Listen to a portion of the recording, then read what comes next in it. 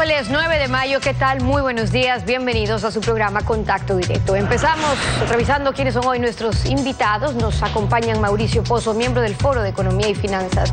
La carta abierta al presidente de la República insistiendo en un programa de equilibrio fiscal para impulsar la reactivación económica y desvanecer los paquetazos. También estará Montgomery Sánchez, asambleísta por el movimiento Mar del Oro y Alianza País. Frente a la amenaza narcoterrorista en la frontera, la Asamblea aprueba el proyecto de ley de desarrollo fronterizo. Prevé un plan integral de desarrollo en las zonas de extrema pobreza abandonadas por el Estado. Vamos a revisar esos casos y además Rodrigo Collaguazo, el presidente de la Coordinadora de Movimientos Sociales. Vamos a hablar sobre el aumento del 25% a las pensiones de jubilación en el Seguro Social Campesino y además del informe actuarial del IES que enciende la alerta que se apaga con la restitución del aporte estatal. Lo revisamos. Después de varios años de campaña para restringir sus competencias, el Estado ecuatoriano acude nuevamente a la Comisión Interamericana de Derechos Humanos. En República Dominicana se realizó la audiencia sobre independencia judicial en el país con la presencia del embajador ecuatoriano ante la OEA, José Valencia. La Comisión Interamericana de Derechos Humanos no era reconocida por el gobierno del expresidente Rafael Correa cuando observaba su conducta y muchas de sus decisiones y recomendaciones no fueron aceptadas en su gobierno.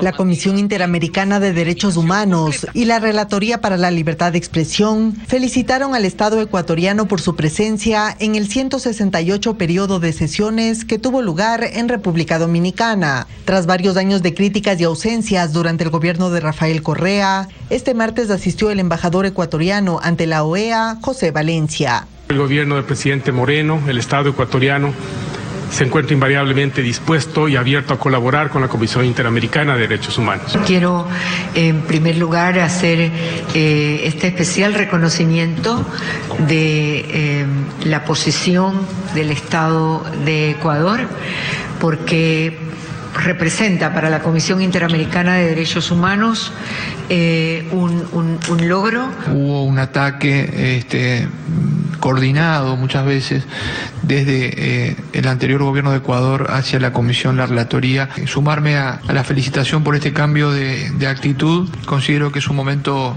histórico. La audiencia trató sobre la independencia judicial en Ecuador. Varios representantes de la sociedad civil expusieron los casos registrados durante los últimos 10 años. La existencia de visitas y de llamadas y de situaciones de presión a jueces que estaban conociendo casos de especial interés para el Estado, ciertos oficios donde aparentemente desde presidencia se habrían dado órdenes a los jueces de no tramitar acciones de protección. El comisionado Luis Vargas hizo una reflexión. Cuando hay gobernantes que tienen cierta tendencia dictatorial que lamentablemente existe en nuestras Américas, normalmente infiltran a las cortes. Lo único que realmente permite a un Estado hacer un adecuado combate contra la corrupción es a partir de la autonomía y de la independencia de los jueces. Se pidió que la Comisión Interamericana visite Ecuador. Valencia lo consultará con el presidente Lenín Moreno. ¿Qué tal, Alfredo? Buenos días, ¿cómo te va? Buenos días, Steffi, buenos días a todos. El retorno del Ecuador a la Comisión Interamericana de Derechos Humanos, dejando atrás la careta de maestro violador que criminalizó la protesta social, declaró a la libertad de expresión un servicio público y metió la mano a la justicia, tiene un significativo valor moral ante el concierto internacional. Formalmente marca el final de una dictadura. Ahora falta que la legislación de la República se ponga en conformidad con los tratados internacionales de derechos humanos que fueron pisoteados. Por consiguiente, primero se deben derogar inmediatamente las normas declaradas incompatibles con esos tratados y luego que se reformen con mesura las leyes pertinentes. La actualidad, los protagonistas, el análisis y la información en Contacto Directo. Nuestras recomendaciones han privilegiado el diseño de medidas que apuntan a corregir desequilibrios fiscales sin jamás recurrir a los paquetazos. Esto lo destaca el Foro de Economía y Finanzas Públicas en su carta de mayo 7 al presidente Lenín Moreno, a quien desde diciembre le han participado varios documentos técnicos con el propósito de enderezar el rumbo de la economía nacional. Mauricio Pozo, integrante del Foro de Economía y Finanzas. Buen día, bienvenido a Contacto Directo. Buenos días, Alfredo, un gusto estar aquí. Varias son las recomendaciones que formula el foro, pero indudablemente las más importantes o urgentes tienen que ver con el marco jurídico y son las recomendaciones de Contraloría en su informe de auditoría a la deuda pública 2012-2017. La corrección básica referida a la deuda depende de que el presidente de la República derogue y reforme 2 decretos ejecutivos. Todo está inmerso en un reordenamiento del manejo de la economía. La conducción tiene que rectificarse en el sentido de que el orden retorne a las finanzas públicas. En este momento usted tiene ingresos petroleros más ingresos tributarios que no alcanzan a cubrir el tamaño del gasto y por eso recurre al endeudamiento. Ese endeudamiento ya superó el límite del 40% desde hace bastante tiempo atrás y este momento se requiere destrabar el proceso porque obviamente hay que reconocer que el país requiere más liquidez, requiere más endeudamiento, pero dentro de un programa. Si ese programa no está debidamente armado, esto puede constituirse en un cheque en blanco, que es lo que menos requiere el país en este momento. El decreto ejecutivo 1218 de 2016 sobre el techo de la deuda se refiere a la forma de calcularla como 40% del PIB, pero el techo, que en la práctica cuenta más, se refiere realmente al porcentaje de ingresos fiscales que se dedican a amortización e intereses de la deuda, porque indica el momento en que un país va a llegar o está llegando o ha llegado a la cesación de pagos. Actualmente, ¿cuál es ese porcentaje cuando el servicio de la deuda consume 1/3 al menos del presupuesto? El porcentaje superó el 40% hace bastante tiempo atrás, inclusive desde finales del año 2016.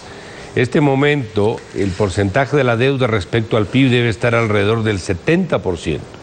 Eso tiene que reconocer el gobierno y las autoridades. Ya dijo el presidente de la República al iniciar su gestión de que la deuda era de aproximadamente 69.000 millones. No entiendo cómo las autoridades económicas siguen sosteniendo que esto no es así, o se siguen apalancando en un principio absolutamente contrario al que acaba de emitir Contraloría y al que hace poco también acaba de clarificar el Fondo Monetario en cuanto, por ejemplo, a la consolidación de deudas, que hace referencia al decreto que usted cita. Usted puede consolidar deudas dentro del gobierno central, no puede consolidar deudas fuera del gobierno central. Y el rato que usted consolida la deuda con el Seguro Social o con el Banco Central, está saliendo fuera de la esfera del gobierno central. Por lo tanto, esa deuda no puede ser parte del concepto de consolidado, sino tiene que aplicarse, obviamente, el concepto de agregar las obligaciones que tiene el Estado con distintos prestamistas. Ahora, yo me refería concretamente al servicio, o sea, aparte de ese techo, ¿qué es lo que pasa? Que, por ejemplo, los ingresos fiscales son aproximadamente 13.000 millones, sin contar el petróleo, solo lo que son impuestos. Pero ¿a cuánto llega el servicio de la deuda? Está prácticamente llegando al mismo nivel. O sea, ¿qué significado tiene eso como imagen de un país a nivel internacional, como pagador de una deuda tan grande? Hay que aclarar algo, Alfredo, que es bueno para que se entienda bien. La diferencia entre ingresos y gastos del presupuesto da el déficit fiscal. Y en los gastos están los intereses de la deuda. Después viene lo que se llama el pago de capital de la deuda, conocido más como la amortización. Cuando hablamos del techo del 40%, nos estamos refiriendo al saldo de la deuda de capital e intereses, es decir, la suma tanto de lo que está por encima del déficit, cuanto de lo que está por debajo del déficit, entre lo que estamos pagando y lo que estamos recibiendo. Eso es lo que este momento está llegando aproximadamente al 70%, bastante por encima del 40% que dice la norma. Eso es lo que pretende de alguna manera desconocerse y que tiene que destrabarse, pero como repito, dentro de un programa de ordenamiento que permita recibir recursos en una primera etapa para poder salir de todas las obligaciones, pero con el conocimiento de que el programa le va a dar la fuerza necesaria y la inercia para que eso vuelva a decrecer después. Caso contrario, esto no puede tener un sinfín, es decir, el país no puede seguir viviendo de un endeudamiento eterno. Pero sobre la calidad de la deuda también tenemos lo que usted estaba señalando, el decreto ejecutivo 489 del 2010, que no fue auditado, que se refiere también a otra interpretación, concretamente al artículo 290 de la Constitución que regula el endeudamiento público. Eduardo Valencia, miembro del foro, ayer en contacto directo al respecto, recordó lo siguiente. Veamos. El decreto 489 modificó también lo que se determina en la propia Constitución, en el artículo 290, de que el endeudamiento público, en primer lugar, será posible, viable, contraerlo solamente cuando no existan recursos suficientes propios, de generación propia en la economía ecuatoriana. Y en segundo lugar, solo servirá para inversiones para infraestructura. El decreto 489 modificó esa disposición constitucional a través de un acto administrativo mediante el cual decían que varios elementos podrán ser introducidos como proyectos siempre y cuando vayan a producir el servicio de una obra de infraestructura. Como he dicho varias veces, es lo mismo que si un consejo municipal construye un estadio, la infraestructura es del estadio, el partido de fútbol es del servicio y se contabilizara como infraestructura el pago a árbitros y jugadores de fútbol, lo cual es verdaderamente no solo una insensatez económica, sino una grave violación legal que tiene obviamente consecuencias como delito penal. Ahora, esto significa que este decreto ha servido para contraer deuda para gasto corriente. Si no se deroga este decreto, como parece que no se lo quiere hacer, Lenín Moreno puede continuar haciéndolo para financiar gasto corriente, o sea, endeudándose para gasto corriente. Lamentablemente, Alfredo, aquí se han violentado, yo diría, todos los principios de un manejo de endeudamiento adecuado. ¿Cuál es un manejo de endeudamiento adecuado? Que el endeudamiento tiene que ir dirigido a gasto de inversión o gasto de capital, que es el ejemplo que explicaba Eduardo Valencia, a través del decreto mencionado. Uno, que si es para pagar deudas, es en condiciones mejores que las deudas previamente contratadas. Que la deuda tiene que tener una suerte de correlación con el crecimiento de la economía. Aquí la economía ha crecido al 2% y la deuda ha crecido al 20%. Que la deuda, por ejemplo, interna tiene que transarse a través de bolsa, por esquemas de transparencia, para evitar de que el Estado, por ejemplo, no le reconozca al Seguro Social cualquier tipo de rendimiento o el rendimiento más bajo que pueda. Todos esos son principios de un manejo adecuado de deuda y todos esos principios fueron violentados. Por eso es que hemos crecido de un 16% respecto al PIB de la deuda pública el año 2016 a alrededor del 70%, 2010, a alrededor de un 70%, ahora en el 2018. En 8 años hemos multiplicado la deuda por 5. Eso es una barbaridad en cualquier tipo de economía que uno quiera analizar. A ver, en la comunicación de mayo 7 al presidente, el foro resalta que la realización urgente y puesta en inmediata vigencia de un verdadero, creíble, eficiente y eficaz plan de estabilización económica está fuera de toda duda y claramente resulta imprescindible. Por otro lado, el líder del Partido Social Cristiano, Jaime Nebot, partido del que usted fue candidato a vicepresidente, es partidario de aumentar el techo de la deuda para facilitar nuevo endeudamiento. ¿Está de acuerdo? ¿En el foro también hay acuerdo? ¿Bajo qué condiciones podría ser esta alternativa? Lo de fondo, más allá de aumentar el techo o no aumentar el techo, es el programa integral, coherente, con sindéresis que requiere el país. No se puede manejar la economía sin una suerte de estructura sobre el cual descansar. El endeudamiento es una consecuencia de un desorden fiscal. Si usted no ordena las finanzas públicas, si tiene un Estado obeso que no tiende a reducirse, si el gasto va mucho más allá de los ingresos, si la deuda se contrata en condiciones inadecuadas, usted está desordenando la casa. Usted tiene que ordenar la casa y para eso requiere armar una estructura completa donde el programa sea integral, donde se incorpore, por ejemplo, las obligaciones que tiene el Estado con el Banco Central, de lo cual, por cierto, no se ha dicho nada, de las obligaciones que tiene el Estado con la Seguridad Social, de lo cual tampoco se ha dicho nada. Todo eso es lo que requiere armar. Así que no sacamos nada destrabando el proceso fuera de un programa, porque vamos a caer exactamente en lo mismo. Es decir, seguimos endeudándonos porque ni los ingresos tributarios ni los ingresos petroleros alcanzan para cubrir el tamaño del gasto público. Eso es lo que se pretende en este programa coherente integral. Y yo quiero añadir algo adicional.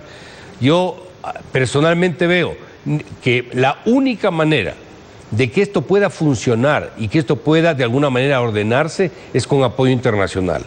Si el gobierno no busca un respaldo internacional que permita bajar el riesgo, ¿para qué bajar el riesgo? Para poder replantear la deuda, para cambiar la deuda cara por barata, para poder recibir inversión en mejores condiciones, para bajar el riesgo país, que ahora paradójicamente sigue subiendo a pesar de que el precio del petróleo está en $70.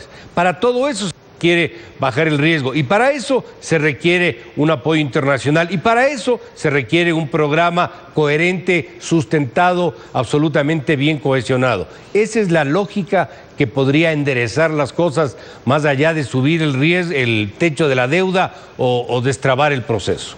Estos son los puntos de vista del Foro de Economía y Finanzas expuestos por Mauricio Pozo. Gracias por acompañarnos, Mauricio, en Contacto Directo. Gracias, Alfredo. Estefi. Son las 7 de la mañana con 17 minutos. Tiempo de ir con ustedes a una pausa y cuando regresemos estará Montgomery Sánchez, asambleísta, presidente de la Comisión de Gobiernos Autónomos. Aprobado por unanimidad el proyecto de ley de desarrollo fronterizo que fue vetado antes por el expresidente Correa ya hace 6 años. Ahora, ¿es suficiente este proyecto o solo está limitado a un cordón fronterizo? Lo analizamos, manténgase en nuestra sintonía. Hace 6 días la Asamblea ratificó con 114 votos la aprobación de la Ley de Desarrollo Económico Fronterizo. Montgomery Sánchez, asambleísta por el Oro, presidente de la Comisión de Gobiernos Autónomos. Bienvenido a Contacto Directo. Buenos días, Stephanie. Buenos días, ecuatorianas y ecuatorianos. Buenos días a usted por acompañarnos. Esta ley fue vetada totalmente en el 2012 por el expresidente Correa. Han pasado ya 6 años con esa ley ahí dormida. ¿En qué aporta esta ley en problemas, no solamente en temas de inseguridad, sino de atenciones de salud, de empleo, que también afectan a la seguridad y que tanto preocupan estas poblaciones fronterizas? Más allá del mandato constitucional en su artículo 249 que reza que debe haber una ley de desarrollo económico fronterizo y que desde el 2008 que fue aprobada la Constitución no se había dado, como usted bien lo dice, en el 2012 fue vetada totalmente esta ley, pero más allá de del mandato constitucional es una necesidad imperiosa para el mejoramiento y el desarrollo de los pueblos de las fronteras del Ecuador, tanto en el sur, en la Amazonía, como también en el norte, especialmente que en esta última donde están atravesando problemas muy difíciles. Frente a esas circunstancias, nosotros cuando asumimos la responsabilidad de estar como asambleístas, formamos el Frente Parlamentario Fronterizo, formado por 28 asambleístas de todas las provincias del Ecuador que están en línea de frontera, sin importar sean de qué partido político sean, sino pensando siempre en implementar esta ley y otros trabajos que se debe hacer en concordancia con nuestra función de legislar, de fiscalizar y lógicamente coordinando con el Ejecutivo para que... Claro, ahora, está bien, esto respondía entonces, asambleísta, a un mandato que había que cumplir y eso es destacable, pero ¿qué es lo medular en la ley? Es decir, ¿por qué en ese entonces el expresidente Correa lo vetó? ¿Por qué ahora ustedes lo ven importante? Porque cuando el expresidente lo veta, dijo que lo que están incluyendo ahí son preceptos que pueden estar correctos, pero que no eran necesarios porque eran temas que ya estaban siendo recogidos en otras leyes, que ya el gobierno asigna, por ejemplo, un un porcentaje del presupuesto de inversiones a poblaciones fronterizas. Entonces, ¿cuáles serían concretamente los beneficios concretos a comerciantes, a transportistas, a ganaderos, que fue lo que motivó la ley, para que no quede en simples enunciados, como les dijo el expresidente? Los pueblos fronterizos no pueden estar al vaivén de cualquier gobierno de turno, y frente a eso, si está establecido en la Constitución y hay problemas serios en las fronteras, era importante y es importante tener el marco jurídico como hoy lo tenemos. Lógicamente que tiene proyectos muy importantes como la creación de sedes, o sea, las zonas económicas de desarrollo fronterizos, donde se va a reactivar la economía, y también hay la generación de empleo a través de la capacitación, la tecnología, para mejorar en el caso de la provincia del Oro, en la frontera sur con Guaquillas, Arenillas, Las Lajas, Cantón Santa Rosa, que comprenden los 40 kilómetros. Tenemos la ventaja de la zona franca, igualmente la reactivación, la industrialización de la industria del tejido, del turismo, de la pesca, así como también podemos avanzar en otras obras de importante para el sector productivo. Por ejemplo, en el caso nuestro tenemos la implementación y la ejecución que debe darse del proyecto de riego Puyango-Tumbes para irrigar 25.000 hectáreas con aguas ecuatorianas. El Perú actualmente está regando ya alrededor de 20.000 hectáreas con aguas nuestras y nosotros no regamos 1 hectárea. Y eso va a reactivar la economía, no solamente de la frontera, sino del país entero. Por eso es importante dentro de ello, digamos, de que conjuntamente con el Ejecutivo implementemos esta ley que va en beneficio de todos los sectores fronterizos de la patria ecuatoriana. En el artículo 3, asambleísta, hablan sobre uno de los fines de esta ley, que es la protección y la seguridad, dice concretamente, de las personas que habitan en la zona fronteriza.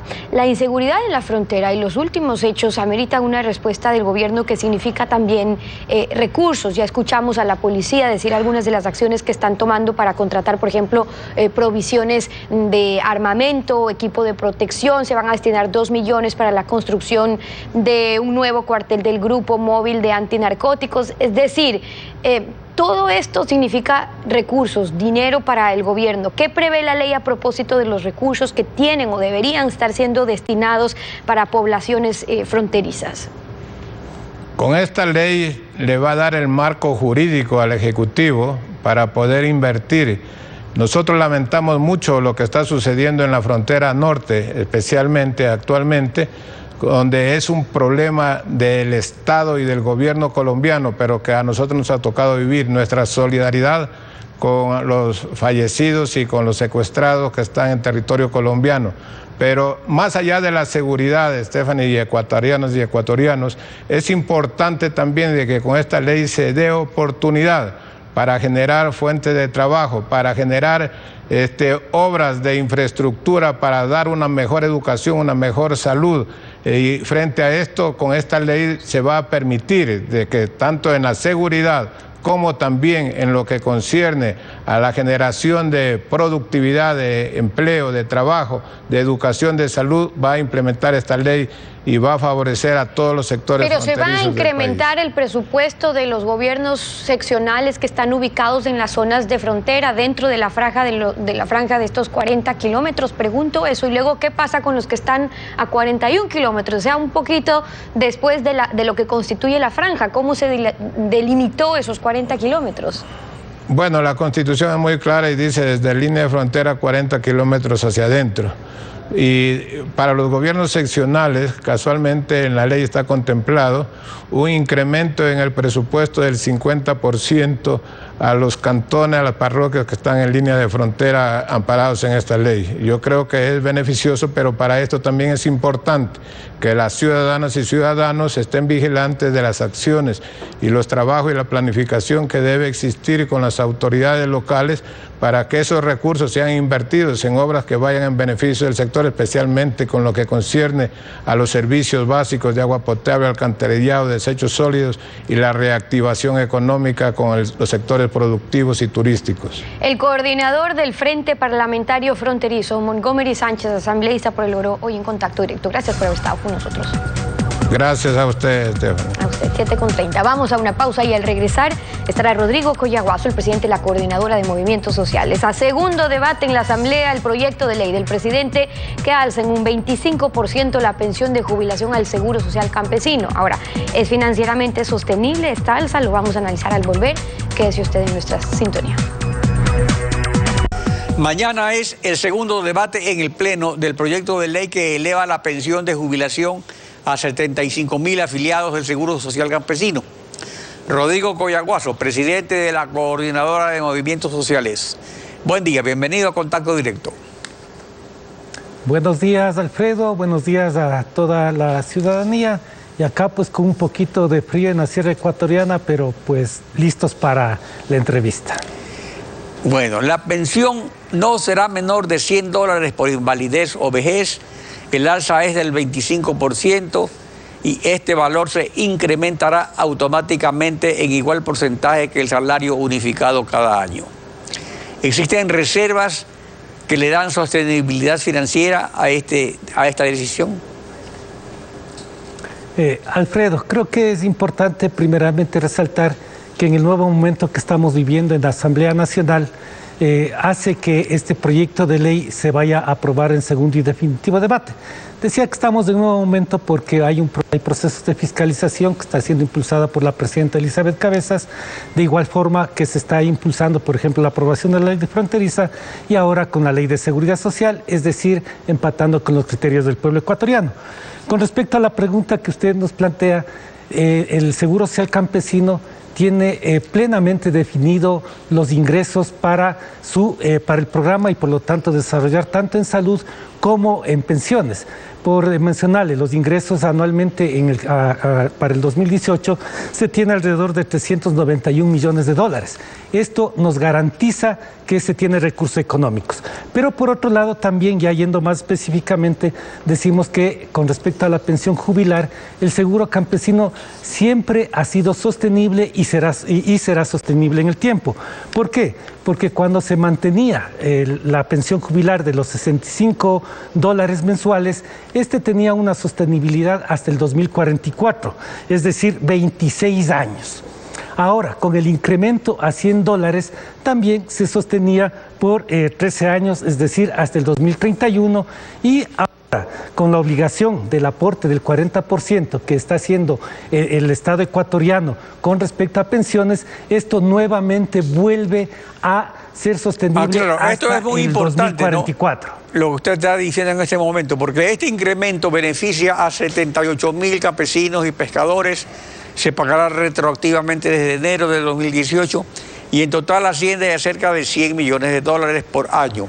Ahora, la sostenibilidad financiera realmente se la vuelve a dar la reciente sentencia de la Corte Constitucional que restituyó el aporte estatal del 40% anual. Eso es lo que realmente le impulsa su sostenibilidad. Se había acortado, digamos. A ver, creo que en esto hay que hacer algunas precisiones. Primero, el gasto por pensión de vejez, lo que se requería actualmente con los $65 es de 63 millones, con cero aporte del 40%. Y esto era sostenible, como decimos, en el tiempo. Y cuando se incrementa a $100, tenemos que gastar cerca de 96 millones, lo que usted decía, alrededor de $100 millones. La diferencia es de 33 millones de dólares. ¿Esto qué significa? Que esto teníamos que ser eliminado, pero ya con el aporte del 40%, lo que tenemos es un ingreso adicional de 38 millones de dólares. Es decir, que prácticamente tenemos, llamémosle así, un superávit de 5 millones de dólares, con lo cual esto nos permite incrementar, como digo, pues hasta el 2044 el incremento garantizar el incremento de esta jubilación a los compañeros. Pero por otro lado, creo que sí es necesario que nosotros también señalemos que En el caso de que no hubiese habido el 40% adicional que se va a tener ahora con la dictamen de la Corte Constitucional, el Seguro Social Campesino, mucho ojo, el Seguro Social Campesino, de acuerdo al artículo 373 de la Constitución, está plenamente financiado. En él se plantea de que el Estado deberá dar las asignaciones fiscales que garanticen su fortalecimiento y desarrollo.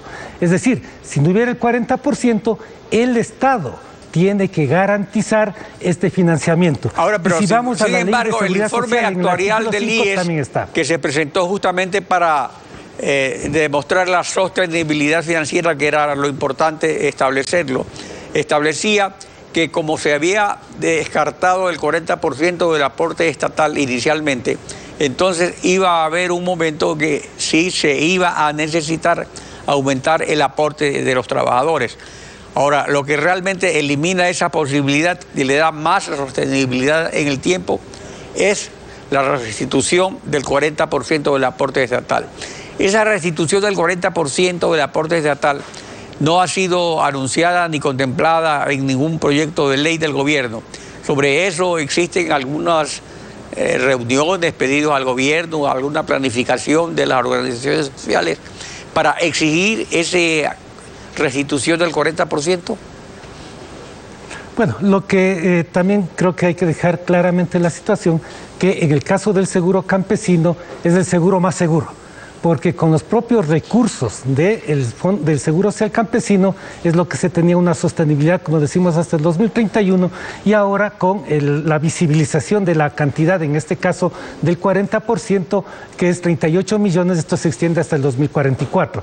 Ahora, con respecto ya al pago de la deuda que mantiene el Estado con el IES, lo que se está planteando desde las organizaciones sociales es que se determine ya un plan de pagos, no solamente en torno al Seguro Social Campesino, sino en torno ya a la deuda general que mantiene el Estado con el Instituto Ecuatoriano de Seguridad Social.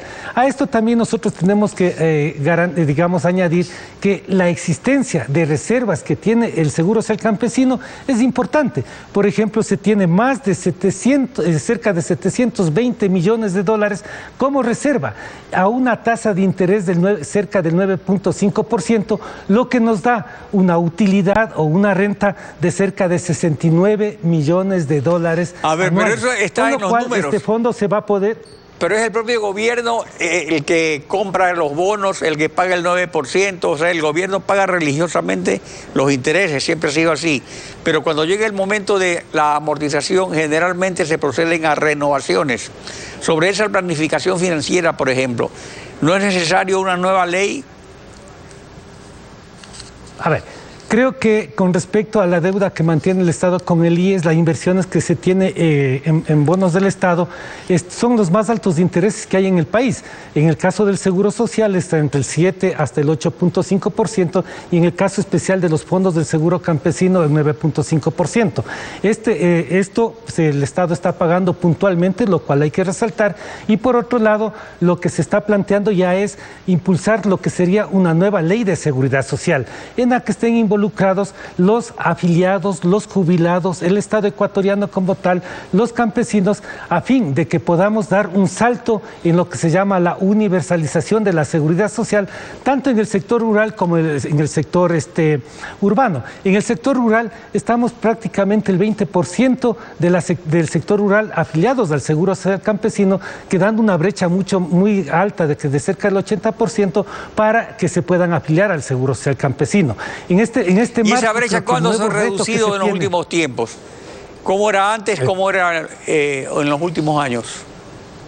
Perdón, no... La brecha entre el número de campesinos afiliados al Seguro Social.